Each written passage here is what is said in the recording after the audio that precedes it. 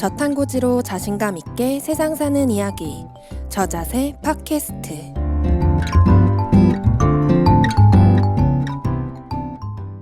건강한 라이프 스타일을 위해 노력하는 저탄고지인들에게 힘이 되어주는 방송 저자세 팟캐스트입니다. 안녕하세요, 베이입니다. 안녕하세요, 키슬입니다. 반갑습니다. 네, 여기 저자세 팟캐스트 들으시는 분들 어떻게 많이 계신가요? 손 한번 들어보실까요? 오, 거의 다 들으세요. 감사합니다. 네, 저희가 저자세 팟캐스트 덕분에 이렇게 이번 네 번째 포럼에서도 진행을 맡게 되었는데요. 확실히 오늘 네 번째 포럼 보니까 행사가 자리를 진짜 많이 잡은 것 같아요. 뒤에도 막 이렇게 왔다 갔다 하는 게 좀 죄송할 정도로 꽉꽉 이렇게 그렇다고 앉아주시고요. 네. 사실 이번 주제가 암이라서 저희 좀 내심 걱정을 했던 게 다들 너무 어려운 주제라서 안 오시면 어쩌나 했는데 되게 진짜 다들 이제 수준이 거의 전문가들이세요. 그래서 그런지 어려운 내용도 다 이해 잘하시고 정말 대단하신 것 같습니다.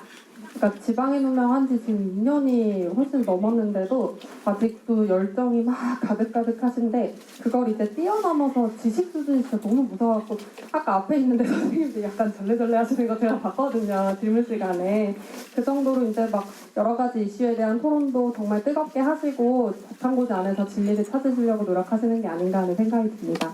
네, 맞습니다. 그래서 저희 2부 저자세 토크 콘서트에서는요, 전문가 선생님 4분 모시고 저희 키토제닉 하시는 분들 사이에서 가장 이슈가 되는 논쟁이 되고 있는 주제들을 가지고 OX 퀴즈 시간을 준비했습니다. 네, 포럼 준비하면서 제가 질문지를 먼저 살짝 봤는데 와, 이거 어려운데 이거 OX로 답하기 진짜 곤란한데 이런 질문 되게 많더라고요. 네네. 그래서 이제 정말 뭐가 답이냐 하는 질문들 풀어보기 위해서 전문가 선생님들 모시도록 하겠습니다. 네, 선생님도 올라와 주세요. 네, 박세기 해주세요. 직전까지 도시락을 아주 열심히 드시는데요. 네, 앉으신 순서대로 송지현 선생님부터 간단하게 자기소개 좀 부탁드리겠습니다. 네, 저는 수원에서 사랑의 유형 개원하고 있는 송지현이고요. 원래 외과 전공하고 저희 병원에서는 암 환자 그리고 대사성 질환 환자들 지금 주로 보고 있습니다. 만나서 반갑습니다. 반갑습니다. 저는 부산에서 안과를 하고 있는 이영훈이라고 합니다. 아시는 분 아시겠지만은 LCH 라이프스타일 카페 매니저이기도 하고요. 요즘에는 이제 매 학기 신세계 아카데미에서 열심히 전국 투어 중이 있습니다. 다음 주부터 또 겨울 학기 시작하니까 많은 사랑 부탁드립니다. 감사합니다. 네, 거의 홍길동이시죠? 홍길동. 안녕하세요. 저는 부산에서 개원하고 있는 황미진이고요. 오늘 하루 종일 사회 보고 있네요. 감사합니다. 반갑습니다. 네, 지금 최근에 이 저탄고지 라이프 스타일을 환자분들에게 또 일반인들에게 많이 알리고 싶어서 병원 바로 앞에 키토 키친을 열었습니다. 여러분들의 건강한 먹거리를 전달해주고 싶은 작은 마음에서 시작했는데요. 많은 응원 부탁드립니다. 감사합니다. 마지막 뉴페이스세요. 네. 서울 가로수길 포유성형외과 본점에서 가정의학과 전문의로 일하고 있는 김혜영이라고 합니다. 네, 간단하게 소개를 마쳤고요. 본격적으로 바로 퀴즈 시작해보도록 하겠습니다. 우선 첫 번째는요, 저희 저탄고지 하시는 분들 사이에서 되게 뜨거운 이슈, 간헐적 단식에 대한 이야기인데요. 여러분도 자리에서 한번 OX 맞춰보시면 재밌게 진행하실 수 있을 것 같습니다. 그러면은 다이어트를 위해서라면 간헐적 단식을 적극 추천한다. 네, OX. 하나, 둘, 셋. 오. OX. 네, 처음 문제부터 선생님들 답변이 이렇게 갈렸는데 메이님이 이번에 좀 질문들을 일부러 좀 이렇게 갈리는 걸로 잘 준비를 해주셨어요. 머리를 쥐어땄어요.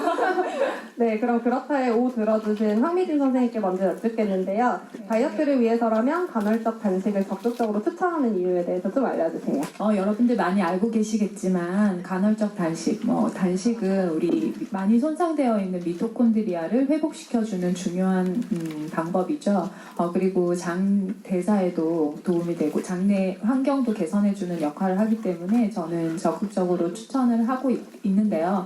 단지 전체 하루에 먹어야 하는 에너지 양, 그러니까 칼로리 양이 부족해지지 않는다면 무리 없이 진행할 수 있을 것 같습니다. 저자세 팟캐스트에서 정미애 박사님이 늘 강조해 주시는 게 그 미토콘드리아의 회복에 도움이 네. 되는 식단으로 그때 간헐적 단식이 도움이 되는 거 말씀하신 것 같고요. 그다음에 이현 선생님께서는 X 하셨는데 왜 반대하시는지. 그 간헐적 단식을 다이어트의 전체적인 부분에서 봤을 때 저탄고지에서 도움이 되는 건 사실인데요. 제가 이렇게 환자들을 보다 보면 이런 게 있는 것 같아요. 이렇게 식단을 하다가 내가 살이 안 빠져. 그렇기 때문에 그냥 간헐적 단식으로 바로 시작하시는 분들, 이런 분들이 계신 것 같아요.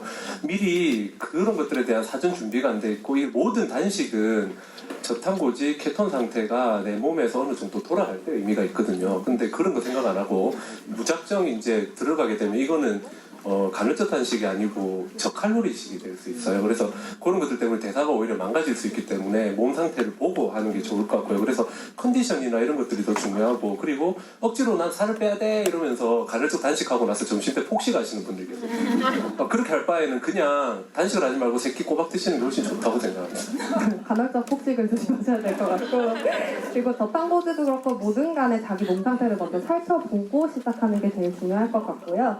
바로 다음 질문으로 넘어가 보겠는데요. 단식이 이슈가 되다 보니까 장기 단식에 대해서 궁금해하시는 분들이 많아서 저희 저자세에서도 한번 언급한 적이 있어요. 명품 캥거루님 모시고. 그래서 이제 그거랑 관련된 질문을 준비해봤는데요. 네, 문제 드릴게요. 할 수 있다면 간헐적 단식보다는 3일 이상의 단식이 다이어트에 효율적이다. 들어주세요. 하나, 둘, 셋. 이번에 만장일치로 네 분 모두 X를 들어주셨어요. 이번에는 저희 김혜영 원장님께 질문 드려보겠습니다. 왜 다이어트 할 때 3일 이상의 단식이 어떤 영향을 주는 게 있을까요? 단식을 많이 하시는 걸로 알고 있는데, 다이어트가 목적이면 3일 이상 하는 것을 저는 개인적으로 추천드리지 않습니다. 왜냐하면 단식을 하다 보면 우리 몸은 나름 비상체제에 돌입할 수 있기 때문에 갑상선과 대사 기능의 저하를 야기할 수 있습니다. 그래서 남들보다 살을 빨리 빼려고 간헐적 단식을 시도하지만 오히려 결과론적으로 목적지에 늦게 도착하는 경우가 될 수 있는데요. 종교적인 목적으로 득도하기 위해서 단식을 하시거나 또는 장해독이 필요한 다이어트 이외의 목적으로 3일 이상 단식하시는 것은 괜찮지만, 오로지 내가 살을 빼기 위한 체중 감량의 목적으로 하시는 거라면 간헐적 단식으로 원하는 효과를 충분히 얻으실 수 있을 것이라고 생각합니다. 그리고 이제 무리해서 3일 이상이 되면 무리해서 배고픔을 참게 되는데, 그것 자체가 렙틴 저항성이나 호르몬의 문제를 야기할 수 있기 때문에 다이어트의 목적일 경우에는 간헐적 단식 정도만 추천드립니다. 네, 실제로 이제 다이어트 때문에 이 3일 이상의 장기 단식 하시는 분들이 바로 보식 들어가자마자 폭풍 요요라고 하는 그런 거를 경험하시는 과정이 많은데, 사실 이렇게 배고픔을 참는 것 자체가 말씀하신 대로 여러 가지 문제가 있으니까 간헐적 단식을 하시는 게 어떻게 보면 좀 더 장기적으로 효율적인 단식의 이점을 가져가실 수 있는 방법이라고 생각이 듭니다. 그다음에 다음 질문으로 넘어갈게요. 이번에는 여기 참여하시는 분들도 같이 한번 맞춰보시면 어떨까 싶은데, 머리 위로 OX 한번 해보시겠어요? 간헐적 단식과 저탄고지 중 하나만 선택해야 한다면 저탄고지다. 어떻게 생각하시는지요? 네, 역시 선생님들도 네.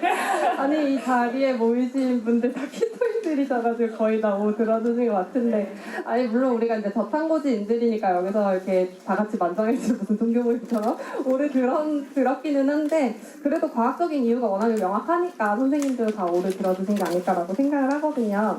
성미진 선생님, 우리가 간헐적 단식보다는 그래도 저탄고지를 선택해야 되는 이유를 좀 알려주실까요? 네, 여러분들 다 알고 계실 것 같은데, 우리가 알고 있는 식이요법 중에서 인슐린 자극을 최소화하면서 충분한 에너지원을 공급받을 수 있는 다이어트가 뭐죠? 네, 저탄고지잖아요. 이거 답이 뭐 다 알고 계신 건데. 간헐적 단식은 그냥 우리가 필요한 경우가 생겼을 때 한해서 이렇게 간헐적으로 해주시면 될 것 같고요. 인슐린 자극을 피하면서 에너지를 잘 공급받을 수 있게 건강하게 다이어트를 하는 방법은 저탄고지겠죠? 네, 아까 대답하실 때도 그렇고 머리 위로 하실 때도 그렇고 종교 모임 같아가지고 그만큼 여기 계신 분들이 저탄고지를 통해서 효과도 제대로 보시고 그런 것들을 몸소 느끼시기 때문에 그렇게 대답하셨다는 어떤 느낌이 들고요. 다음 문제 바로 드릴게요. 조금 까다로운 문제를 드려볼까 하는데요. 선생님들 좀 긴장해 주시고요. 네, 문제 드릴게요. 간헐적 단식을 위해 아침 식사를 포기해야 한다면 포기하는 것이 건강에 유리하다. 하나, 둘, 셋. 네. 이거 지금 답변이 아주 다양하게. 요거는 세모. 세모 반반이에요. 세모. 확실히 질문이 좀 까다로운 편인데 그래서 그런지 답변도 매우 다양하게 나왔는데요. 송재현 선생님께 한번 질문 드려볼게요. 간헐적 단식을 위해 아침 식사를 포기해도 괜찮은 건지. 아까 처음 얘기할 때 간헐적 단식을 선택해야 될 분들을 얘기를 했잖아요. 그러니까 대사 기능이 잘 돌아가고 있는 분들은 이 지방 대사에 이제 적응이 된 상태잖아요. 그런 분들은 이게 지방은 지속형 에너지라고 보시면 돼요. 아침 건강하기 위해서 아침을 꼭 먹어야 돼. 그리고 점심은 가볍게, 저녁은 거지같이 이렇게 먹어야지 훨씬 건강한 거야라고 이렇게 평소 때 얘기를 많이 들었었는데 원래 탄수화물 위주로 먹을 땐 그렇게 해야 돼요. 그런데 이 지속형 에너지로 바뀌고 나면은 아침에 포도당이 떨어지더라도 두뇌의 문제나 아니면 에너지 문제가 크게 없거든요. 그래서 그런 분들에 한해서 방금 얘기했을 때 아침을 제가 굶고 간헐적 단식을 할 수밖에 없다라는 분이라면은 그렇게 하셔도 괜찮다. 그런데 실제로는 아침, 점심을 먹고 저녁을 굶는 간헐적 단식이 훨씬 효과적이긴 해요. 근데 대부분 아침을 준비하는 게 너무 시간적으로 힘들고 점심, 저녁을 쓰기 때문에 그런데 그것이 그 건강상의 문제가 생기느냐, 저탄고지를 잘하고 있을 때는 절대 그렇지 않다. 그렇게 생각합니다. 이영훈 원장님은 반대 의견이신데 왜 반대하시는지. 네, 어저께 그 수능 시험 있었죠. 네, 수능 시험 있었는데 수능 시험 치면 제가 맨날 이제 강의를 갈 때 혹시 제 강의 들으실 때 이 Q&A 할 때 드리는 말씀이 있는데 제가 이제 하는 말씀이 있어요. 그 수능 시험 칠 때 그 보통 우리가 엿이나 그다음 떡이나 뭐 초콜릿 같은 거를 선물로 많이 주잖아요. 그거 왜 그런지 아세요? 그거는 이유는 너희들 열심히 그 뭐라 그러죠? 엿 먹고 떡 먹고 떨어져라 이걸 보여주는 거예요. 반면에 그런 모함이 담겨 있었어요. 반면에 그 소고기 미역국 먹으면 떨어진다 그러잖아요. 소고기 미역국이야말로 정말 아침을 굉장히 맑게 열어주는 저탄고지식에 속하죠. 그래서 본인의 이제 자제분들은 나중에 꼭 떡이나 엿을 먹이지 마시고 아침에 꼭 소고기 미역국을 먹이고 가셨으면 좋겠습니다. 이게 무슨 말이냐면 예를 들어서 그렇게 수능을 치는 아이가 있어요. 근데 이 아이가 내가 케톤식을 하니까 머리가 훨씬 더 잘 돌아가고 시험 준비를 할 수 있는 상황이 온 거예요. 그래서 전날 저녁에 우리 아들을 위해서 내가 열심히 소고기를 구워 먹였어요. 만약에 이 케톤식에 들어가 있는 이 아이가 시험을 쳤어요. 시험을 쳤는데 아침에 국어 시험을 쳤어요. 31번 문항을 보니까 멘붕이 와요. 무슨 이런 문제가 있지? 근데 그렇게 하려면 굉장히 빠른 혈당을 돌려야 돼요. 혈당이 안 돌아가면 케톤이 돌아가야 되죠. 그런데 그런 아이가 있을 때 아침을 안 먹고 그냥 간헐적 단식으로 하고 보냈어 봐요. 그러면 아침에 언어능력 시험 치고 나서 술이 들어갔을 때 술이 다 망칠 수도 있어요. 내가 아침에 에너지가 많이 필요하신 분들은 꼭 그거를 간헐적 단식으로 해서 꼭 아침을 굶어야 된다 이런 건 아닌 것 같아요. 내가 라이프 스타일을 가져가면서 우리가 점심, 저녁을 먹고 그 다음에 아침을 굶는 간헐적 단식이 일상생활에서 가장 편하다는 거지 그게 꼭 정답은 아니라고 생각해요. 그래서 아침을 꼭 챙겨 먹는 습관이 필요하신 분도 있어요. 여기에 바로 메인님 같은 경우도 아침 챙겨 먹기 운동을 하고 계시는데 실제로 좀 그렇지 않아요? 네. 그래서 저는 그런 분들은 꼭 했으면 좋겠고 아까처럼 간헐적 단식을 한다고 점심을 폭식하신 분들 이런 분들은 차라리 꼭 아침을 챙겨 드셨으면 좋겠습니다. 네, 역시 이것도 케이스 바이 케이스 결국 케바케적인 문제였던 것 같고 단식이든 뭐든 이제 뭐 시간적인 문제든 뭐 이런 것들을 자신의 건강 상태랑 견주어 봐서 선택을 하시는 게 제일 좋을 것 같고 그 와중에 그래도 저탄고지가 진리다 라는 결론에 도달할 수 있을 것 같거든요. 네. 단식과 관련된 질문은 여기서 정리를 하면 될 것 같고요. 그다음에 저번 프로그램 준비할 때도 그랬지만 이번 OX 퀴즈 준비하면서도 확실히 식재료 관련된 질문들을 많이 하시더라고요. 여전히 이건 먹어도 되나요? 이건 먹으면 안 되나요? 이런 질문들을 많이 하시고 또 의견이 굉장히 분분한 부분들이 많아요. 그래서 이번에는 식재료 관련된 질문들 먼저 드려볼까 합니다. 첫 번째 질문은 채소를 먹었을 때 배가 아프고 더부룩하다면 채소를 먹지 말아야 한다라는 질문인데요. 답변 들어볼까요? 하나, 둘, 셋. 거의 만장일치. 네, 마지막. 두두두두 과연 어떨까요? 네. 황민주 선생님만 세모시고 다 동그라미 하셨어요. 우선 동그라미 들어주신 김혜영 원장님께 먼저 여쭤볼게요. 채소를 계속 피해야 된다 이런 말은 절대 아니고요. 오해하시면 안 되는데 채소를 먹고 속이 아프다면 채소로 인해서 장내 환경에 변화가 생겨서 어떤 증상들이 생겼다는 뜻인데요. 이 경우에 다들 아시겠지만 근본적인 치료인 장이 먼저 회복되도록 하는 것이 관건일 것 같아요. 그리고 채소를 먹어서 속이 더부룩하다. 그게 사실은 채소 때문이 아닐 수도 있거든요. 지방의 누명처럼 채소의 누명일 수도 있을 것 같습니다. 더부룩함을 넘어서 정말 심각하게 배가 너무 아파서 일상생활에 지장이 있다든지 아니면 설사로 계속 너무 괴로워서 크리티컬한 증상이 있는 게 아니라면 장내 환경 개선을 먼저 하고 채소를 조금씩 드실 수 있도록 하시는 게 좋습니다. 그리고 생채소는 아무래도 좀 자극적이거나 이제 위산분비 때문에 힘드신 분이 있을 수 있는데요. 이럴 때는 물에 살짝 데치거나 살짝 볶거나 잘게 썰거나 주스로 만들어서 불편함을 극복할 수 있으시면 더 좋으실 것 같고요.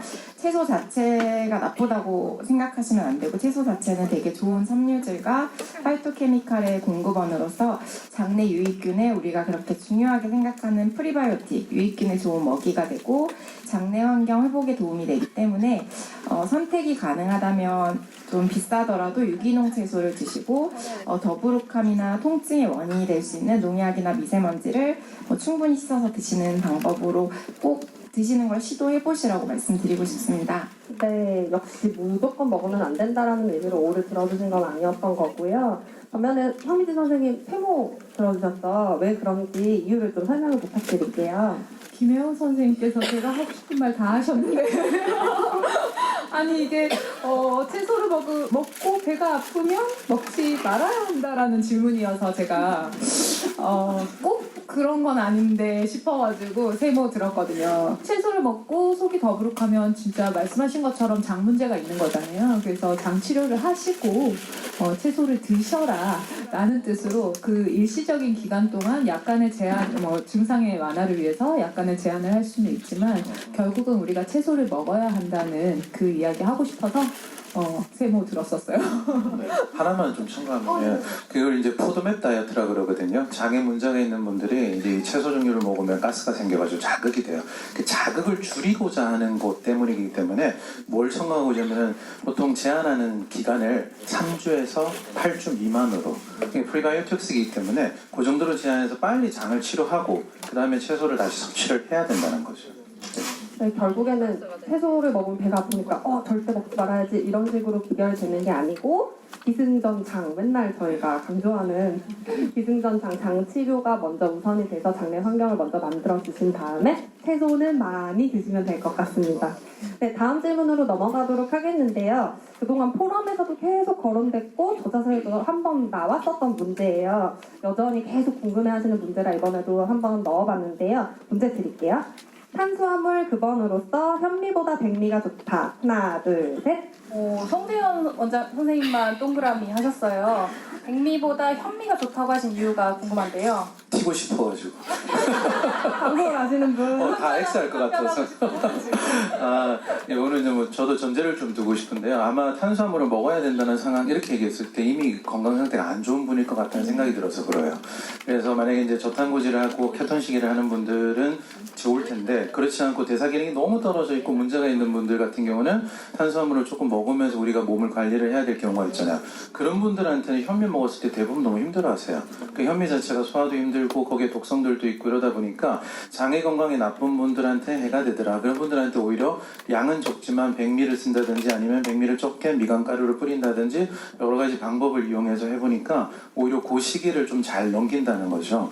그래서 그런 상황에서는 현미보다는 백미를 쓰는 것이 더 좋을 수 있다. 이렇게 저는 얘기를 하고 싶어요.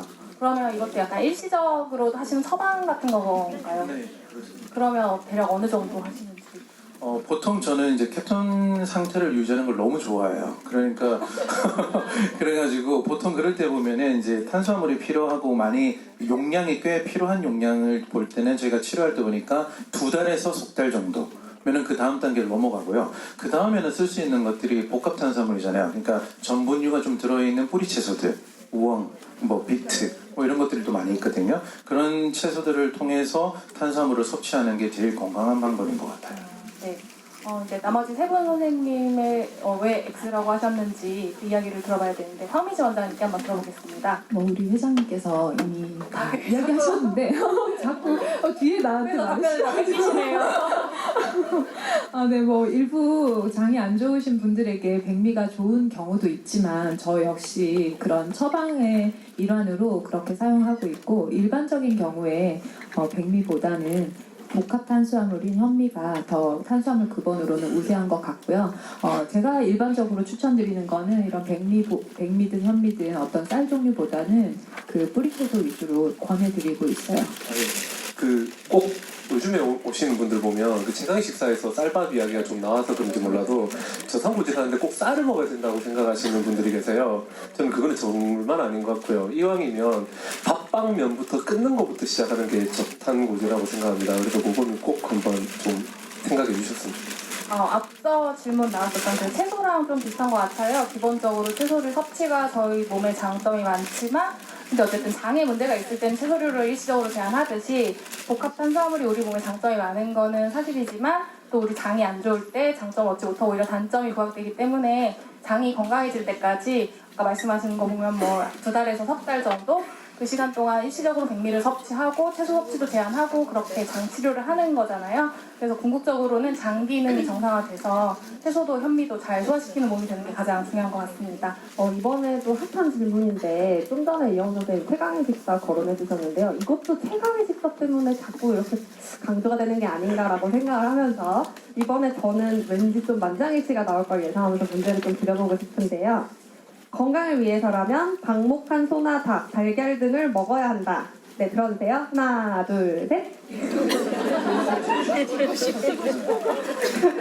예상이랑 달리 만장일치가 안 나왔어요. 저는 다 O 나올 줄 알았거든요. 네, 이영 선생님 그러면 꼭 방목 고기나 달걀을 먹지 않아도 된다는 말씀이신가요?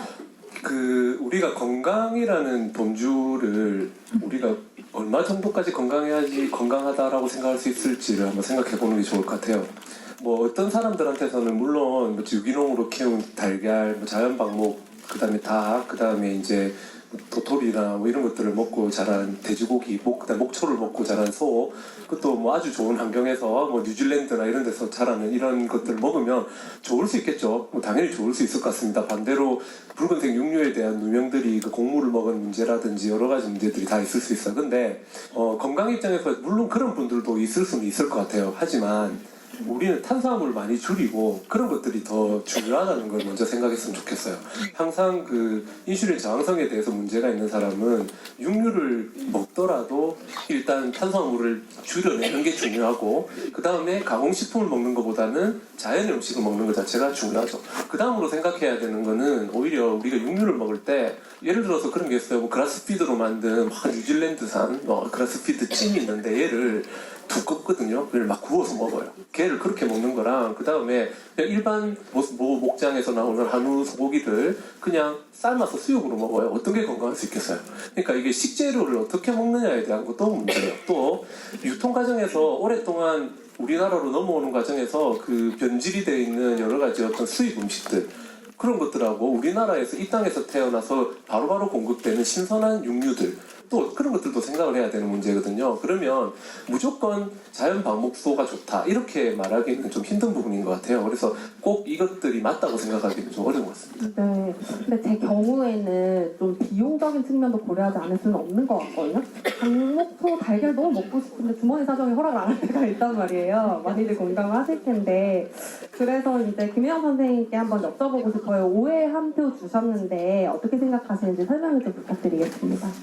제가 예전에 좀 약간 슬럼프 시기에 속세를 떠나고 싶어서 시골로 좀 건강검진을 많이 갔던 적이 있어요. 몇 개월 동안 시골만 택해서 건강검진을 많이 갔었는데 그때 이제 농장이라든지 축산농가로 건강검진을 많이 갔었어요. 물론 동물을 한 게 아니고 거기서 일하시는 사람들 건강검진을 나갔는데 이제 가다 보니까 동물들 어쩔 수 없이 보게 되잖아요. 근데 제가 너무 충격을 받은 거예요. 저는 항상 도시에서 컸는데 그런 닭들이 그 사육되는 모습을 보고 너무 놀란 거예요. 일단 털이 없더라고요. 그래서 제가 저 닭은 왜 털이 없어요? 그랬더니 피부병이죠? 이러시더라고요. 그래서 제가 일단 너무 징그럽고 털도 없고 케이지에 너무 따닥따닥 붙어서 움직이지도 못하는 걸 보면서 아, 저 닭은 설마 달걀을 낳는 닭은 아니겠지? 왜 키우세요? 이랬더니 저게 달걀 만드는 거잖아요. 그것도 우리나라 되게 유명한 약간 굴지의 농가에 들어간 달걀이더라고요. 그래서 제가 그때 이후로 달걀을 먹고 싶지 않다 그런 생각을 되게 많이 했었거든요. 그리고 달걀이 되게 더러워요. 실제로 나왔을 때는 막 똥이나 털 같은 게 되게 많이 묻어있는데 우리한테 올 땐 깨끗하잖아요. 그거를 막 세척해서 이렇게 오는 건데 저런 닭이 낳는 달걀을 어떻게 먹지? 그런 생각을 하고 그때가 2009년도 정도 됐었는데 그때는 동물복지 개념이 별로 없었어요. 그래서 혼자 케이지 프리 사육에 대해서 궁금해하고 동물복지에 대해서 알아봤는데 한 3년에서 5년 정도 지나니까 동물복지 봄이 막 돌더라고요. 제가 또 아기가 한 명 있는데 아기를 낳았을 때 이제 이런 음식 먹거리에 대해서 고민을 많이 하다 보니 내 아이에게만큼은 오메가6의 비율을 높여주고 싶지 않다 이런 결심을 해서 우리나라에서 나는 고기 중에서 그라스피드가 되는 고기를 엄청 찾아서 헤맸어요. 그래서 한 곳을 찾아서 전화했더니 솔직하게 옥수수도 좀 먹이긴 하지만 풀을 위주로 먹이려고 한다. 근데 그렇게 다 우리나라에서 풀 먹이는 고기는 나한테 가져봐라. 그런 데는 없다 그러시더라고요. 자기가 제일 풀 많이 먹인다고. 현실적인 그런 한계가 있을 수 있잖아요. 그래서 그렇게 했는데도 비용도 너무 많이 들고 고기도 사실 풀 먹어서 그런지 너무 질기고 그래서 이게 정말 지속 가능하지 않구나 이런 생각을 되게 많이 했거든요. 근데 지속 가능하지 않은 걸 하다 보니까 또 너무 스트레스도 많이 받고 돈도 너무 많이 나가고 이렇게 되더라고요. 그래서 금전적인 문제가 있기 때문에 100% 동물복지를 쓸 수는 없겠지만 우리가 이 키토제닉을 하는 것도 건강해지기 위해서 하는 거고 그런 방향성을 봤을 때 방향성만큼은 유기농 동물복지 쪽으로 가져가다 보면 언젠간 이런 것들이 다 변하지 않을까. 그리고 우리가 왜 모유수유 해보신 분은 알겠지만 저도 흉내만 냈는데 모유수유 하게 되면은 약도 안 먹고 매운 것도 안 먹고 막 술 마시면 3일 동안 짜서 버리고 난리를 치잖아요. 근데 소 같은 경우는 아무거나 먹여서 키워서 그 소 안에 소가 먹은 게 그대로 들어있는데 우리가 1A 등급 이런 얘기하지만 그건 체세포수만 카운트하는 거고 사실 그 안에 어떤 게 있는지 알 수가 없거든요. 그래서 우리가 다 그런 걸 컨트롤하지 못한다고 봤을 때는 유기농 이런 거 먹는 게 좋지만 또 한계가 있기 때문에 돈 때문에 이런 방향성을 가져가는 것에 대해서 얘기하고 싶습니다. 유기농은 사실 너무 비싸고 달걀 하나를 비싼 거는 1,000원씩 하고 고기 같은 경우는 먹기가 힘들 정도로 질긴 것도 많지만 이상과 현실은 다르기 때문에 방향성에 대해서 얘기를 드리고 싶습니다. 네, 너무 좋은 말씀 주셔서 박수 한번 부탁드립니다. 네, 황미진 선생님. 네. 제가 아까 말씀드린 것처럼 키토 키친을 하면서 이런 방향성을 가지고 식당을 운영해 보려고 굉장히 애쓰고 있어요. 그래서 다양한 곳에서 건강한 유기농 식재료를 찾고 있는데요. 아까 최은재 교수님께서 발표해 주신 것처럼 각계각층의 그 생산 라인 각 라인마다 그렇게 건강한 축산물을 생산하기 위해서 애써주시는 거 이 자리를 빌어서 굉장히 감사하다는 말씀 전하고 싶고요. 더불어서 이런 먹거리를 더 많이 생산할 수 있는 그런 시스템 구축에 조금 애써주시면 정말 감사할 것 같아요. 네. 네, 저도 최대한 닭목고기나 이런 걸 좀 먹으려고 노력을 하는데 여의치 않을 때는 그냥 동네 마트에서 사다 먹고 하기도 하거든요. 그래서 그때 좀 유연성을 가지고 식당 꾸려나갔으면 될 것 같습니다. 네, 한 가지만 더 말씀해 주시겠습니다. 그래서 제가 지금 무슨 고기를 먹냐 하면은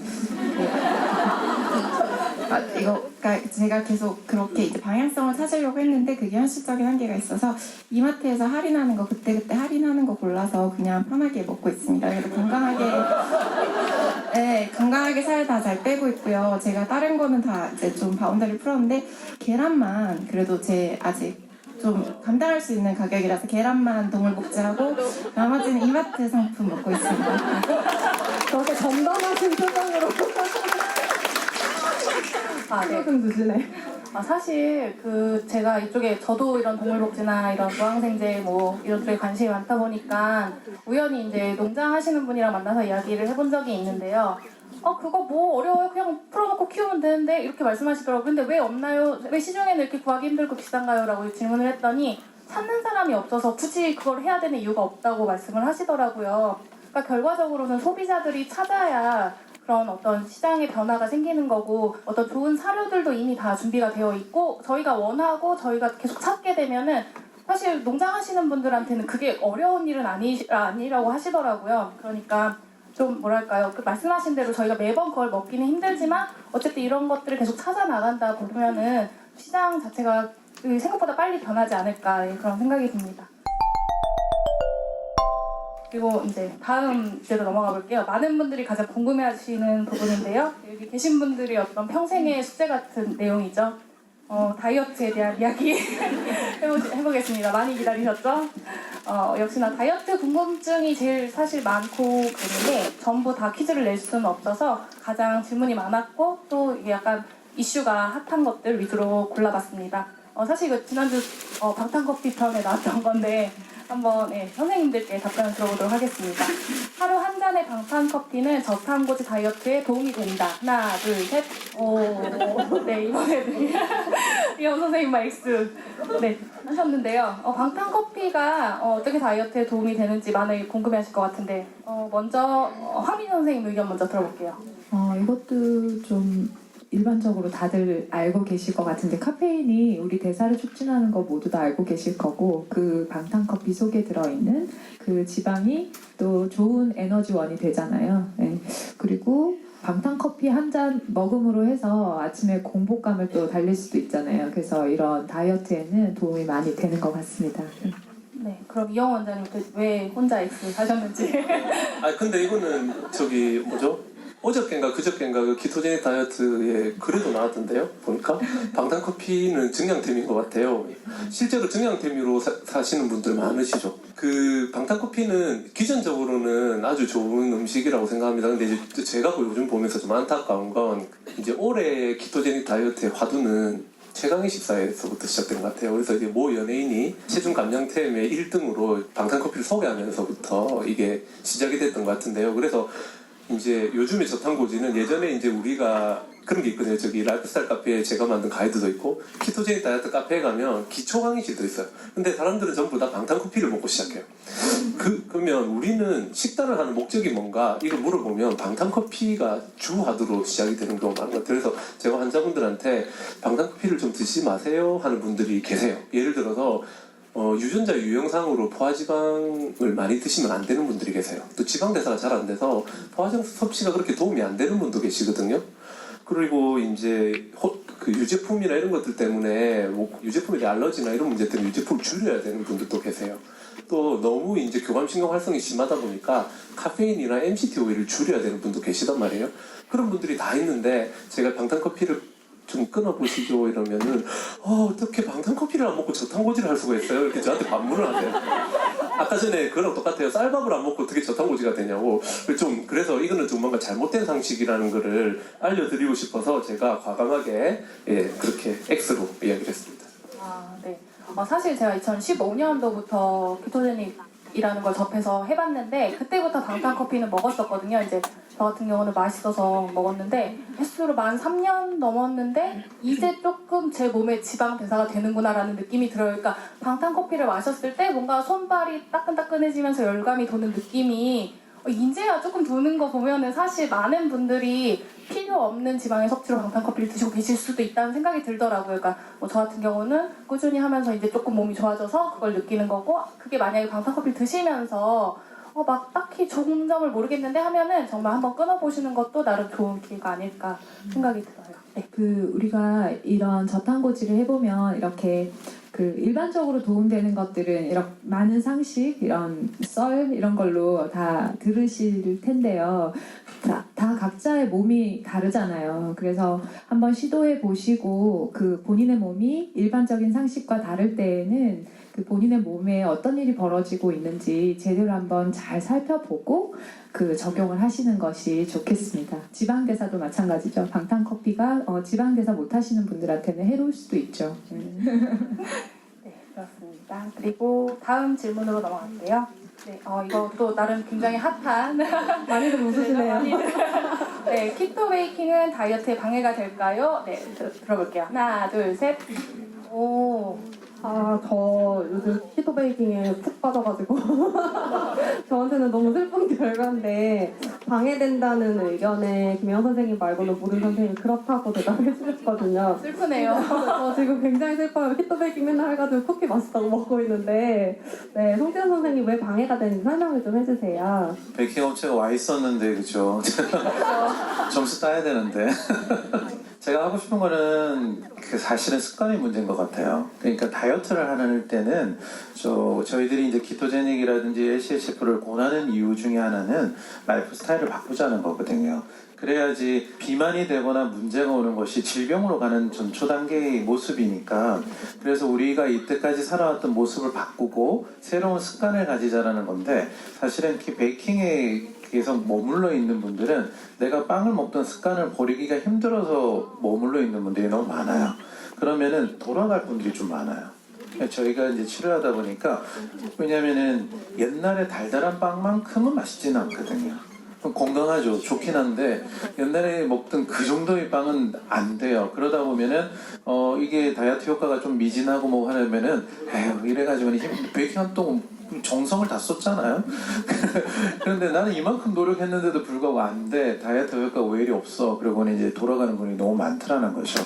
그러니까 베이킹을 하려고 애쓰지 말고 오히려 내가 가져왔던 기존의 라이프 스타일을 바꾸는 데 집중을 하셔야지 된다는 것을 사실은 더 강조하고 싶은 거고 요즘은 이제 좋은 업체들이 계속 또 나오겠지만 옛날에는 그 아몬드 가루에 뭐 밀가루가 많이 40%인가 섞여 있었던 적도 있었던 것 같고 그 회사 업체들을 우리가 믿을 수 없는 업체들도 막 생기더라고요. 그래서 나는 베이킹을 하고 있는데 다이어트 효과가 안 생긴다 그러면은 키토 베이킹을 잠시 중단해보거나 한번 변화를 줘본다든지 하는 게 꼭 필요할 것 같아요. 그 전에 이제 먼저 마인드의 문제라고 저는 생각을 해요. 네, 이게 실제로 저도 방금 베이킹 요즘 많이 한다고 말씀드렸는데 이게 만들어 놓고 먹으면 자꾸 손이 가요. 그런 부분에서는 진짜 단점이라서 한 번에 막 조금씩만 만든다든지 뭐 그런 꼼수를 쓰긴 쓰거든요. 근데 제가 아시는 분들 아시겠지만 단주를 하고 키토 베이킹 엄청나게 손이 가는 중인 거거든요. 그래서 이제 뭐 여러 가지 부분에서 키토 베이킹이 꼭 필요할 수도 있는 분들이 있을 수는 있을 것 같은데 김혜영 선생님 키토 베이킹이 다이어트에 방해가 되지는 않는다는 의견이신 거죠? 저는 이제 항상 의대 다닐 때부터 다이어트 168에 48kg 그거가 이제 뭐 10년처럼 굳어져 있었기 때문에 48을 넘으면 너무 우울하고 47.9만 되면 하루 종일 그날 너무 기분이 좋고 그 체중위에서 인생을 거의 조종당하면서 살았던 사람이 저고 안 해본 다이어트가 없고 의대 다닐 때부터 선배들이 약 처방을 굉장히 쉽게 해주고 지방흡입 같은 것도 야 내 연습해야 되는데 와서 누워 이러면 해주시고 이랬기 때문에 사실은 그런 거에 굉장히 약물에도 노출이 많이 돼 있어서 안 해본 약물 안 먹은 약이 사실 없고 안 해본 다이어트가 없었는데 애를 낳고 나니까 아무리 저칼로리를 해도 살이 안 빠지는 거예요. 지금 생각하니까 대사량 갑상선의 문제였던 것 같은데 그래서 이제 뭔가를 해야 되는데 제가 이제 키토를 2016년도에 알게 되고 시작하게 되면서 저의 가장 큰 장벽 중에 하나는 이 다이어트를 하는 순간 빵을 못 먹게 된다는 것 때문에 시작을 못 하겠는 거예요. 밥은 안 먹어도 빵을 안 먹고 어떻게 사람이 살 수 있지? 물론 여자의 의견입니다. 예. 네, 그랬어요. 그래서 저칼로리 다이어트는 좀 배고픔만 조금 참으면 뭐든지 먹을 수 있잖아요. 칼로리 안에서 아무리 살찌는 거 몸에 안 좋은 걸 먹어도 칼로리만 맞추면 살이 찌지 않는다는 기본적인 이론이 있기 때문에 사실 먹고 싶은 걸 뭐든지 먹을 수 있어서 제가 밤식빵을 되게 좋아해요. 그래서 약수역 빵국터 밤식빵 추천드립니다. 거기 밤식빵을 되게 좋아하는데 밤이 정말 많이 들어있어요. 예. 근데 한 달 동안 거기는 8시 전에 가야 살 수 있거든요. 제주도에서도 사러 오시는 네, 유명한 빵집이라고 저희에게 아시는 분 있으세요? 약수역 빵국터 밤식빵 아시죠? 네. 계세요. 진짜 맛집인가봐. 네, 그 8시 전에 한 사람당 한 개씩만 막 우는신용 하면서 부모님이 지방에서 오셨어요. 이래도 안 주는 그 식빵을 한 달 동안 아침 8시에 가서 그것만 먹고 살았던 적이 있을 정도로 빵을 되게 좋아해요. 칼로리 무조건 철저히 맞추고요. 그래서 되게 괴로웠어요. 근데 이제 키토 베이킹이 있기 때문에 저 같은 경우는 시작을 할 수 있었던 케이스거든요. 그래서 주관적인 입장일 수도 있지만 빵순이 입장에서는 이게 하나의 희망일 수도 있어요. 아니면 시작도 못하는데 그리고 저도 집에서 키토 베이킹을 많이 해보고 있는데 생각처럼 베이킹이 잘 안 돼요. 죽처럼 나올 때도 있고 딱딱하게 나올 때도 있고 따뜻할 때 맛있는데 식으면 정말 토할 것 같을 때도 있고 그리고 재료비도 진짜 많이 들어요. 직구해야 돼서 그렇지만 이걸 하게 되면 포만감도 높고 심리적 정신적 만족감을 주고 에리스리톨의 뒷맛이 마음에 안 들긴 하지만 그래도 어쨌든 첫 맛이 달기 때문에 기분이 좋거든요. 그래서 이렇게 즐거움을 느낄 수 있고 저처럼 빵 없이는 살 수 없는 분에게는 키토 베이킹이 하나의 희망일 거라고 저는 생각을 해서 필요하다고 생각합니다. 근데 저도 술 먹느니 저도 술 먹느니 베이킹을 해서 먹자 이런 거긴 하거든요.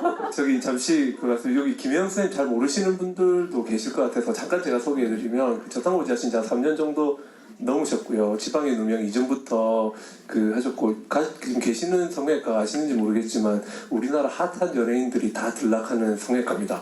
그래서 지금 현재 우리나라 연예계의 저탄고지를 굉장히 전파를 하고 계시고 실제 연예인들 많이 감시해 주시는 선생님이시거든요. 네.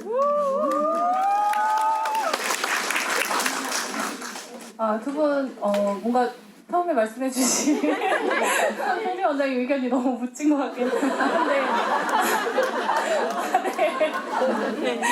사실 뭐랄까요, 키토 베이킹 때문에 살이 안 빠진다라고 말하기는 힘들지만 어쨌든 아까 송재 원장님 말씀해주신 내용 중에 다시 원래대로 돌아가시는 분들이 많으세요. 그런 관점에서는 확실히 장기적으로 저희가 이 라이프 스타일로서 저탄고지를 하게 되면은 이런 키토 베이킹 자체가 도움이 되지만 한편으로는 지금 내가 좀 다이어트 감량에 충실해야 된다라고 하면은 좀 한번 중단해보시고 진행해보시는 것도 도움이 되실 수 있을 것 같습니다.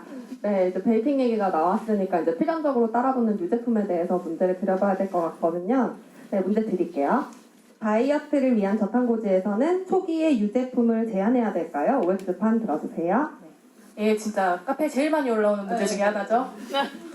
이렇게 계속 한 번씩 다른 의견이 이영 선생님 오늘 관심을 약간 유도하시려는 네, 이영 선생님 다이어트를 위해서 유제품을 제한해야 된다는 의견이신데 말씀 좀 주세요.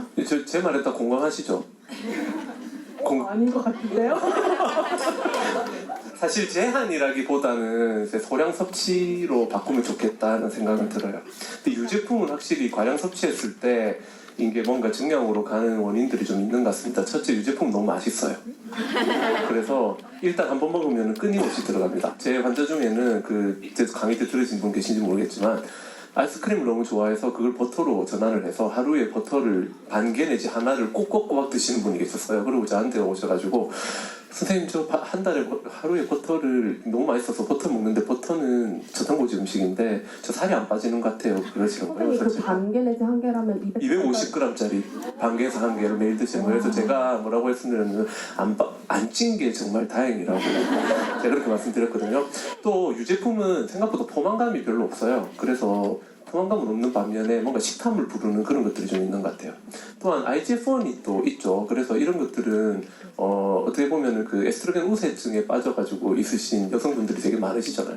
이런 분들한테는 또 도움이 별로 안 될 것 같아요. 그 다음에 또 한 가지 유제품이 안 맞는 분들이 생각보다 많으세요. 유당에 대한 문제라든지 아니면 유당이야 이제 소화 잘 되는 우유를 드시면 되겠지만 또 카제인에 대한 문제도 있겠죠. 카제인에 의해 가지고 지혈성 알러지나 이런 것들을 만들어지신 분도 계시단 말이에요. 그러니까 몸에서 염증을 일으키고 그런 것들이 아까 박충 원장님 강의 때처럼 배출이 안 되고 에스트로겐 우세가 되고 이거에 대한 악순환의 연결고리로 유제품이 들어가는데 이런 것들에 의해서 에스트로겐 불균형이 나타나면 살은 더 안 빠져요. 그런 분들이 나중에 생리 한번 나왔어요 이러면은 암안새 2kg 빠졌어요 그러고 다음 달 생리할 때까지 조마조마한 거예요. 이런 분들 계시거든요. 그래서 저는 유제품을 그냥 음식이 섞여 들어갈 때 조금씩 들어가는 건 괜찮은데 유제품 위주로 드시는 거는 저는 안 좋은 것 같습니다. 네, 송재 원장님 반대 의견이신데 네. 어떤 의견인지 알려주세요. 거의 대부분 우리 쌤 동감하는 내용이고요. 그런데 이제 처음에 저희들 저탄고지 저희들 처음 배울 때도 보면은 견과류하고 유제품 처음 사용 너무 많이 하지 말자. 다이어트 할 때 그런 얘기를 좀 많이 했었어요. 요즘 이제 나이가 드신 분들을 조금 이제 다이어트를 하게 되거나 이렇게 할 때 보면은 오일도 못 먹고 고기도 싫어하는 분이 너무 많아요. 그러니까 저탄고지 안에 입문을 못 하시더라고요. 사실은 그런 분들을 위해서 제가 유제품을 좀 이용을 해요. 그런 분들 중에 치즈도 괜찮고 생크림도 괜찮고 사워크림도 괜찮다는 거죠. 그러면 이제 사워크림은 약간 또 새콤하니까 어르신들이 야채 찍어 먹고 이렇게 하시라 그러면 또 따라 하시거든요. 그러면은 지방 대사가 좀 늘어나요. 그리고 나면은 제가 오일로 바꾸든지 뭔가 소화 기능을 올려주는 걸로 바꾸면은 따라오세요. 그러니까 사실은 그런 이유로 이 저탄고지를 들어갈 수 있는 한 방법으로 쓰는 거고요. 또 반대로 방금 이영호 선생님 얘기하신 것처럼 유제품을 많이 사용함으로 인해서 다이어트 효과 없는 분들이 많이 있을 수 있거든요. 그래서 그런 분들은 좀 제한해야 되지만 저도 처음에는 무조건 제한해서 했다가 요즘은 나는 아무것도 못 먹는데 하는 분들을 위해서 사용하니까 조금 도입적인 방법으로 괜찮은 방법이었고요. 처음에 정명일 박사님하고 제가 방송에도 막 했던 채소 사골 스프 그거 할 때 생크림 넣잖아요. 그랬을 때 되게 괜찮았었던 것 같아요. 그 반응들이 되게 좋았었던 것 같고 그래서 처음 너무 이렇게 유제품에 대해서 너무 두려워하시지 말고 사용하다가 나는 뭔가 이게 맞지 않는 것 같고 오히려 살찌고 뭐 트러블이 생기는 것 같았을 때는 제한해 나가시면서 바꿔가시면 좋을 것 같아요. 네, 오일이 잘 안 받으시는 분들은 유제품이라도 시작 단계에서 마치 빵순이가 키토 베이킹 해도 진입 단계에서 그렇게 하시는 생각해보니까 것처럼 저도 유제품 권하시는 분이 계신 것 같아요. 제 환자 중에 유난히 스님이 많으세요. 그 스님한테 고기를 먹이기는 좀 그렇잖아요. 그래가지고 유제품을 좀 많이 권하는 아, 네. 그런 점은 생각조차 해보지 못했네요. 네.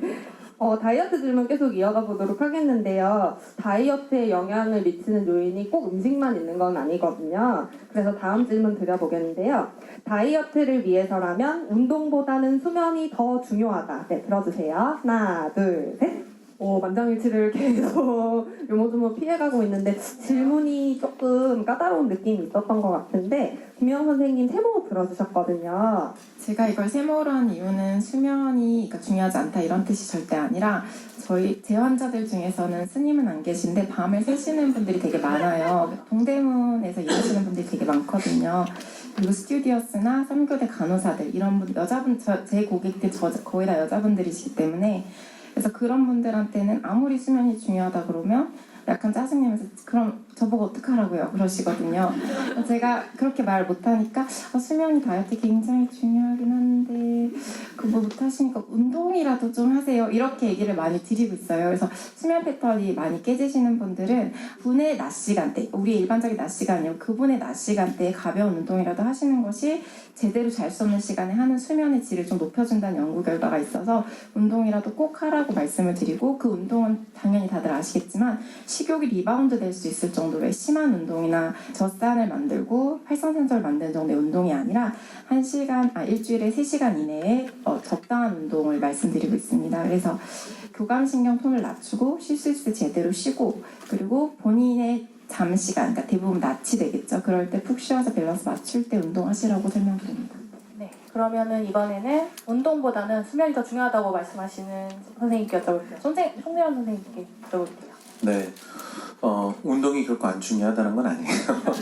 네, 저희들 그 지방인후명 처음 할 때 혹시 기억하시는지 모르겠는데 의사 선생님들 4분이 또 식단 하셨던 대상자를 이렇게 했었거든요. 그때 할 때 저희들도 사실 같이 했었어요. 그 식단을 하고 그래서 의사 선생님 2분은 운동을 하지 않는 군 2분은 운동을 하면서 식단을 하는 분 이렇게 했었는데 한 분이 술을 너무 많이 드셔가지고 이렇게 수치가 너무 이상하게 나와가지고 사실은 저희들 수치를 다 빼버렸어요. 그 사람 빼고 하면은 이거는 가짜 놈 그게 되는 거니까 아예 의사들 놈은 빼자 안 되겠다 이렇게 한 거죠. 근데 제가 그때 했었던 분이 운동을 하지 않고 그 식이요법만으로 다이어트 효과를 보는 이렇게 했었죠. 그때 제가 결론적으로는 15kg 절감이 됐었던 거죠. 그러니까 저칼로리식, 그러니까 기존의 우리 다이어트 요법은 적게 먹고 많이 소비해서 칼로리를 줄이는 것만이 효과적인 거라 했지만 저희들 식단에서 제일 중요한 거는 몸을 조종해주는 호르몬이다. 이 호르몬이 그냥 들어오는 에너지를 그냥 하는 것이 아니라 몸에서 변화를 줌으로 인해서 그것이 살이 찌게도 하고 빠지게도 한다는 거죠. 근데 그 호르몬에 영향을 많이 미치는 것은 사실은 운동보다 수면에 훨씬 영향을 많이 미치거든요. 수면하고 있는 상태는 우리 몸을 회복해주는 너무 중요한 시간이기 때문에 정말 지금 김혜영 선생님 얘기한 것처럼 어쩔 수 없는 분들은 정말 불가능하겠지만 그렇지 않은 분들은 수면을 제대로 세우는 것이 다이어트든 건강이든 가장 중요한 거라고 보시고요. 저희 병원에 오는 암 환자들은 아까 멜라토닌 약 나왔는데 멜라토닌 약을 거의 저는 루틴으로 적용을 해요. 암 환자들은 이미 다 떨어져 있어요. 그러니까 질병인 사람들도 멜라토닌이 떨어져 있기 때문에 수면이 힘들어요. 주무시더라도 자주 깨기도 하고요. 또 이제 알러지가 생긴 분들은 히스타민이 많이 분비돼서 밤에 자꾸 소변 때문에 일어나요. 소변이 너무 자주 마렵거든요. 몸이 가렵기도 하고. 그래서 그런 분들도 수면에 장애가 오면서 또 스트레스 코티솔이 올라가서 건강이 더 나빠지는 거죠. 그래서 수면을 어떻게든 저는 이제 처음에 식단을 짜주고 그 다음에 수면이 좋지 않다면 수면을 안정화시키는 거에서 제가 좀 집중을 많이 하고 있다고 보시면 돼요. 사정상 잠을 푹 주무실 수가 없을 때는 어쩔 수 없지만 그래도 어쨌든 휴식을 취하실 때는 최대한 열심히 휴식을 위해 최선을 다하셔야 되는 거 아닌가 싶습니다. 특히 저희 뭐 방탄커피 많이 드시긴 하지만 커피나 혹은 뭐 알코올 같은 음주 등 이런 생활 습관도 중요하고 또 요즘 많이 각광받고 있는 어떤 수면 방해 요소 중에 블루라이트라는 게 있어요. 그 핸드폰 많이 보시잖아요. 그런 것들이 이제 자기 전에 누워서 핸드폰 보는 게 되게 재밌는데 그게 또 숙면에 굉장히 방해가 되는 요소가 된다고 합니다. 그런 것들 다 잘 관리하시면서 지내시면은 도움이 많이 되실 것 같네요. 네, 그 다음에 이번 질문도 그동안 정말 많이 올라오는 질문들인데요. 다이어트를 위해서라면 단백질, 그러니까 고기의 양을 제한해야 한다라는 질문이 정말 많은데 이것에 대한 선생님들 의견 들어보겠습니다. 하나, 둘, 셋. 이번에도 의견이 갈렸는데 송재 선생님 단백질을 제한하지 않으면 다이어트에 그렇게 방해가 될까요? 제가 처음 올 때 보면은 그 다이어트 뭐 설명을 드릴 때 보면은 단백질 처음엔 제한하지 마세요. 그 나중에 포만감이 생겨서 저절로 줄어들 거예요. 이렇게 코멘트를 해드려요. 그런데 지금 오시는 분들이 보면은 많은 분들이 다이어트를 하는데 그 저탄 고단만 하고 계신 분들이 많아요. 그러니까 지방 섭취를 오로지 단백질로만 하고 계신 분이 너무 많아서 사실은 그걸 좀 짚어주고 싶은 게 많아요. 저탄 고지를 해야 되는데 저탄 고단만 하시니까 단백질 외에도 지방을 섭취할 수 있는 방법은 너무 많습니다. 이렇게 해가지고 설명을 좀 드리는 거죠. 그리고 일부 분들은 또 단백질을 너무 많이 먹을 때는 단백질도 탄수화물보다는 훨씬 적은 양이지만 인슐린을 자극할 수 있거든요. 그래서 인슐린 민감도가 아주 예민한 분들 같은 경우는 단백질을 많이 먹게 되면 체중 감량이 좀 덜하게 돼요. 그래서 그런 분들한테는 단백질을 좀 제한하시는 것이 다이어트 효과가 분명히 있는 것 같아요. 2년 반 전이죠. 제가 키토 시작하고 얼마 되지 않아서 저 키린일 때 단백질 많이 먹으면 살 안 빠진다 그래가지고 되게 시겁하면서 큰일 났다 그러면서 고기도 줄여야 돼 막 이랬던 기억이 있거든요. 지금 요즘은 아직도 계속 단백질 이슈가 나오고 있어서 그것 때문에 계속 얘기가 왔다 갔다 하고 있어요. 이만큼 먹으면 살이 찐다 막 누구한테 가가지고 그거를 많이 먹으니까 그런 거다 고기를 줄여라 막 이렇게 서로 막 훈수도 두시고 막 이런 분위기거든요. 황미진 선생님 X의 손을 들어주셨는데 왜 그런지 자세한 의견 좀 부탁드릴게요. 뭐 비슷한 이야기 벌써 또 다 하셨는데 제 생각에도 굳이 그러니까 처음에 이렇게 해보면 저탄고지를 권해보면 우리가 먹을 게 고기, 야채 뭐 이렇잖아요. 그래서 그 처음에 입문하는 그 시절에 그 굳이 단백질까지 막 다 제한을 해버리면 환자분들이 이걸 시도를 잘 못하시더라고요. 그래서 처음부터 이걸 제한하기보다는 이제 뭐 이렇게 앞에서 송재훈 선생님 말씀이나 키슬님 시겁하신 그것처럼 그 단백질을 처음에는 그 뭐 단백질이 일부 그 인슐린을 자극하기는 하지만 그래도 그 당분보다는 훨씬 적은 양이니까 당질 제한을 위주로 하시고 단백질에 제한을 안 두셔도 처음엔 괜찮을 것 같고요. 시간이 이렇게 지나다 보면 이제 우리 식욕이 저절로 조절이 되면서 단백질 섭취량이 자연스럽게 이렇게 줄어드는 것 같습니다. 네. 혹시 여기서 처음에는 고기를 많이 드셨다가 시간이 지나니까 정말 먹는 고기 양이 줄었다 하시는 분들 계실까요? 손 한번 들어보실까요? 그래도 생각보다 꽤 많으세요. 그러니까 처음에는 다들 탄수화물을 섭취하지 않으면서 생기는 어떤 그런 허함이 있으니까 고기를 되게 많이 드시는데 정말 여기 계시나 이렇게 손 들어주신 분들 보시다시피 시간이 지나면은 정말 양이 줄어드는 게 사실이고 또 만약에 내가 그 식욕이 뭔가 계속 줄지 않는다라고 하면은 식단에 뭔가 문제가 있는 거 아닐까 한번 점검해 보시는 게 좋을 것 같습니다. 네. 그리고 그런 상태가 있을 때 스트레스 많이 받잖아요. 근데 저는 되게 이해가 안 가는 게 성산생 병원에는 그 저탄 고단 환자가 많다 그러잖아요.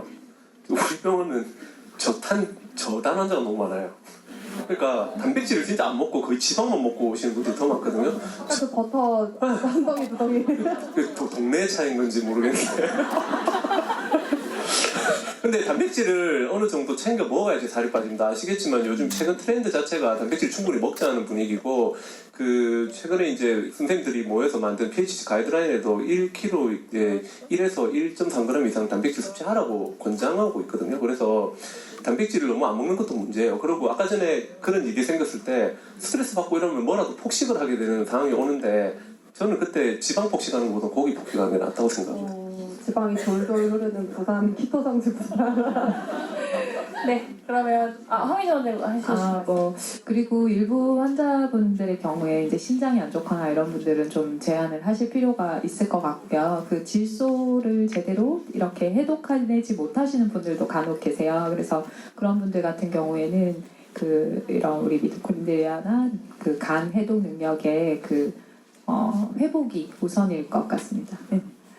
다음 질문 넘어가겠습니다. 이번에는 이것도 좀 재밌는 질문이라 참가자분들이랑 한번 해보려고 하는데요.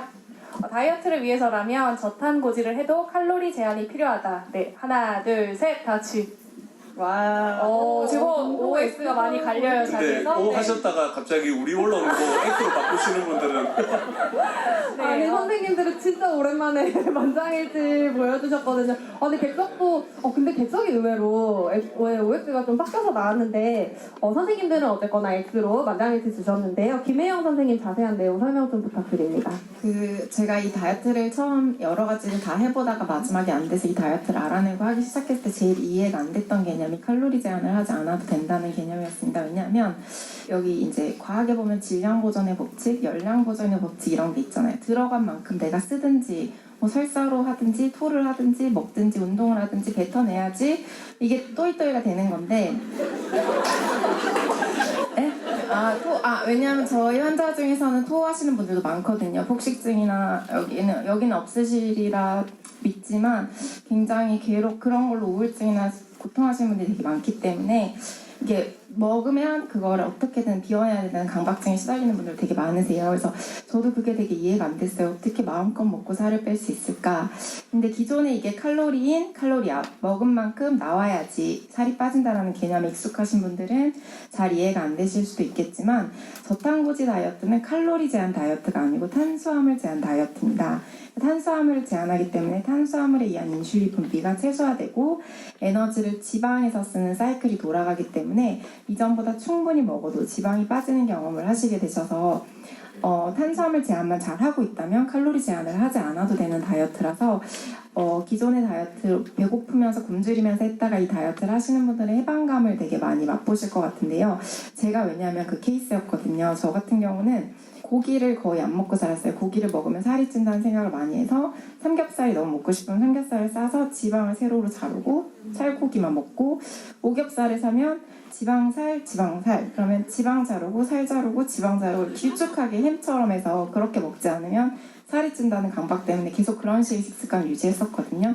근데 처음으로 이 다이어트를 해보고 정말 큰 해방감을 맛본 거예요. 내가 고기가 이렇게 맛있다는 거를 30대 중후반에 처음 알게 됐고, 고기를 충분히 먹어도 살을 뺄 수 있다는 게, 제가 얼마 전에 단톡방에 간증도 했는데 저탄고지를 해서 진짜 근육량 하나도 손실 없이 지방만 8kg를 뺐거든요. 그래서 이렇게 탄수화물 제한을 잘 하고 있다면 칼로리 제한이 필요 없고 좋은 지방이 주는 포만감이 오래 유지되기 때문에 결론적으로 칼로리가 주는 시스템으로 갈 수밖에 없습니다. 그래서 음식의 질에 신경 쓰면서 초반에는 나의 폭식하는 습관이 남아있어서 오버칼로리가 된다고 해도 탄수화물 제한을 잘하고 있고 좋은 질의 음식을 먹고 있다면 그게 계속 칼로리가 적어지는 쪽으로 수렴하게 되거든요. 그래서 스스로 저칼로리를 하려고 노력하는 것 자체가 호르몬의 문제를 일으킬 수 있기 때문에 마음 편하게 먹으셔도 될 것 같습니다.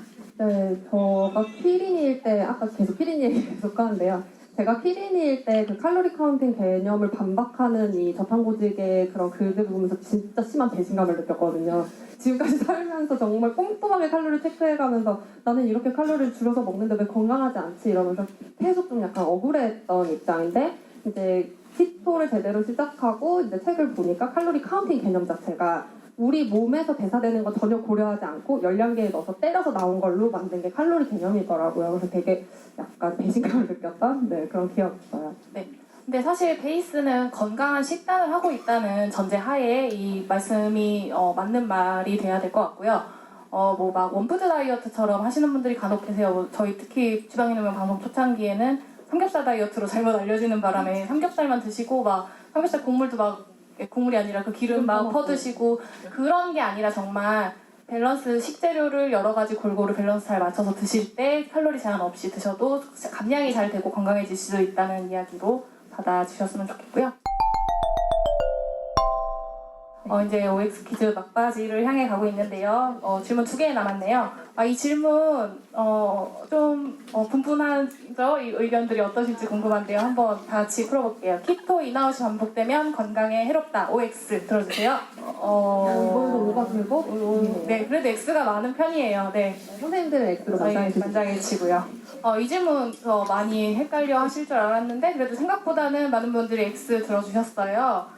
이 저자세에서도 키토 인아웃 이야기하면서 예전에 이영훈 선생님께도 비슷한 질문 드린 적이 있었거든요.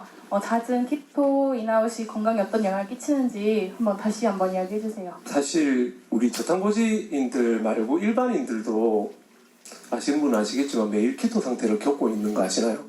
매일 키토 인아웃을 하고 있어요. 언제 하고 있냐면 잘 때 하고 있어요. 네, 조금씩은 케톤이 나오고 그때 충분히 쓰고 있습니다. 근데 그 키토 상태의 자체가 인아웃 되는 게 중요한 게 아니고 사실 고혈당 피크를 만드는 게 중요한 것 같아요. 다시 말해서 고혈당 치팅을 하느냐, 이게 더 중요한 거죠. 우리가 키토 상태를 막 겪고 있을 때 갑자기 혈당이 훅 들어오면, 다시 말해서 그 탄수화물이 훅 들어오면 혈당부터 올라가고 인슐린은 자고 있죠. 6.25 전쟁 때 우리 국군들이 자고 있었던 것처럼 자고 있습니다. 그러면 갑자기 훅 올라오면 어떻게 되느냐? 우리는 그 고혈당을 견디기 힘들게 됩니다. 그래서 저는 이제 혈당플루라고 명명을 했는데요. 혈당플루라고 이야기를 하는데, 그러니까 갑자기 몸이 슬슬 추워지고 그 당에 의한 여러 가지 문제들이 생기죠. 몸에 갑자기 세포 외액이 들어차면서 몸이 붓게 되고 염증들이 막 올라오게 되죠. 그런 혈당플루 상태를 겪게 되고 나서 또 나는 케톤식을 해야 되니까 또 키토로 또 들어갑니다. 그러면 키토플루를 또 겪게 되죠. 그러니까 하루에 그 혈당플루를 겪고 그 뒤에 이틀을 키토플루를 겪고 이거에 대한 반복을 하면 몸이 힘들 수밖에 없는 것 같아요. 그래서 그 치팅을 하는 거는 몸에 해로울 수 있어요. 그럴 바에는 오히려 어느 정도 일정 레벨의 탄수화물 섭취를 꾸준히 하는 것이 좋고요. 너무 인슐린을 재웠다가 깨웠다가 재웠다가 깨웠다가 이러면 그 양치기 소년 있잖아요. 도대체 어쩌란 말이요. 몸이 그런 상황이 될 수 있기 때문에 고혈당 치팅을 안 하는 게 중요하다, 이렇게 말씀드리고 싶습니다. 그리고 제가 이제 키토 열심히 하다가 치팅을 거하게 하고 다시 키토를 시작할 때 피플루 때문에 진짜 죽을 것 같더라고요. 그래서 그때 이제 생각을 했다. 치팅 자주 하지 말자. 그게 말씀하신 것처럼 고혈당의 음식을 먹는 것도 문제지만 진짜 키토플루 무서워서 치팅을 못하겠다라는 생각을 했었어요. 네. 네, 저 같은 경우는 우스갯소리 하나만 할게요. 네. 저희 아내가 제 아플 때마다 너 또 탄수화물 먹었구나 이래.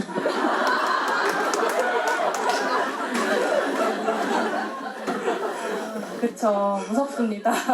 그래서 저 같은 경우는 아예 키토시스 진입을 안 하는 형태의 저탄수화물 식단을 유지하고 있어요. 그러니까 약간 탄수량 높인 상태로 하고 있는데 막 드라마틱한 감량이 일어나진 않지만 어쨌든 저탄수화물 식단 하면서 누릴 수 있는 것들을 누리면서 그냥 그것도 괜찮은 방법인 것 같거든요. 그러니까 사실 평생 해야 되는 식단이라고 생각하면은 저는 그런 방법도 좋지 않나 생각해 봅니다. 네.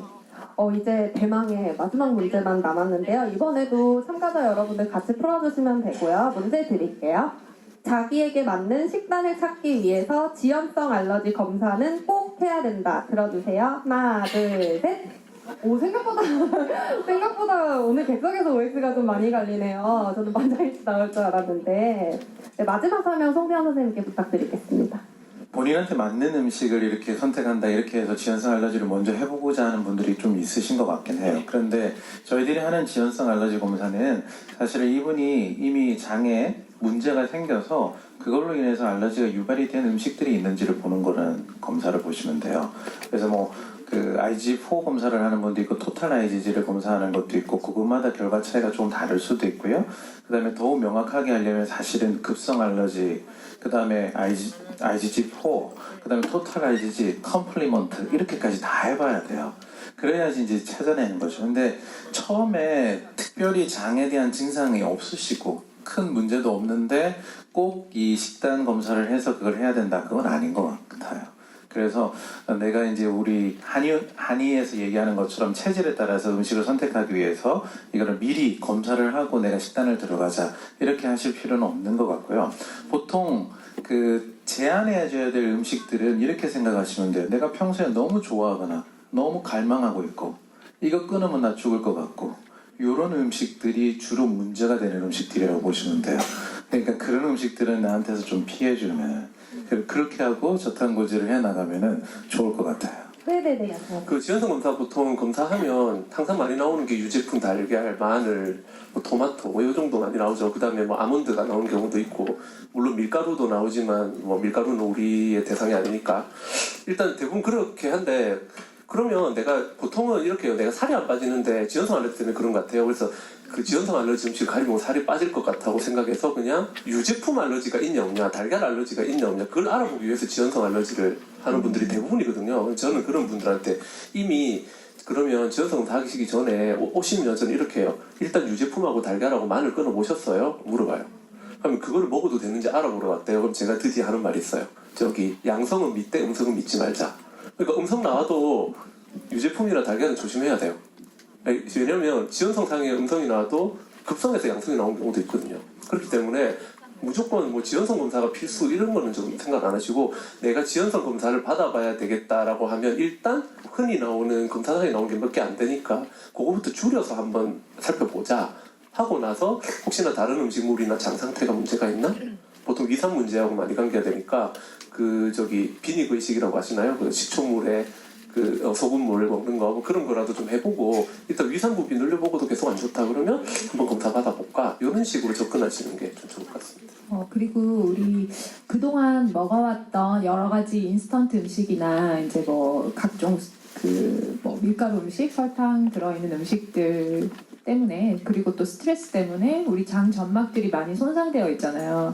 우리가 늘 기승전장이라고 얘기하듯이 장 건강이 굉장히 중요하거든요. 근데 장 건강이 안 좋으신 분들은 한 가지 음식만 계속해서 먹다 보면 거기에 대해서 알러지가 생길 수도 있어요. 그래서 다양한 음식을 매일 고기와 채소만 이렇게 맨날 먹는 것만 똑같이 먹지 마시고 이렇게 좀 번갈아 가면서 다양한 음식군들을 순환해서 드시는 게 지연성 알러지를 예방할 수 있는 방법일 것 같습니다.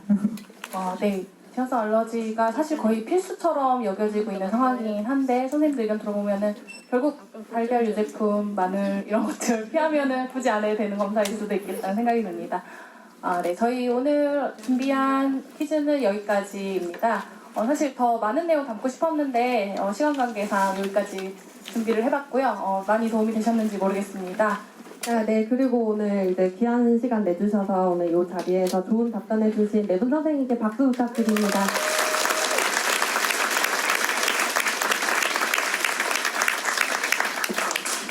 사실 저희가 이번에 OX 퀴즈를 준비하면서 이게 나온 문제들이 사실 대부분 정답이 없는 문제들이에요. 요즘 카페에 보면은 백인 백키토라는 말이 유행하고 있는데 사람마다 다 자기 자신에게 맞는 식재료, 식사 방식, 그다음에 라이프 스타일 같이 100명의 사람이 있다면 100가지 방법이 있는 게 바로 이 키토제닉 다이어트를 한 단어로 설명할 수 있는 가장 좋은 표현 아닐까 생각해 봅니다. 이번 저자세 토크 콘서트에서 전문가 선생님들 모시고 다양한 의견을 들어봤는데요.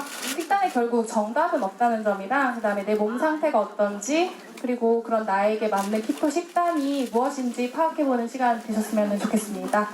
강연부터 토크 콘서트까지 긴 시간 자리에서 정말 고생 많으셨습니다. 네, 감사합니다. 감사합니다.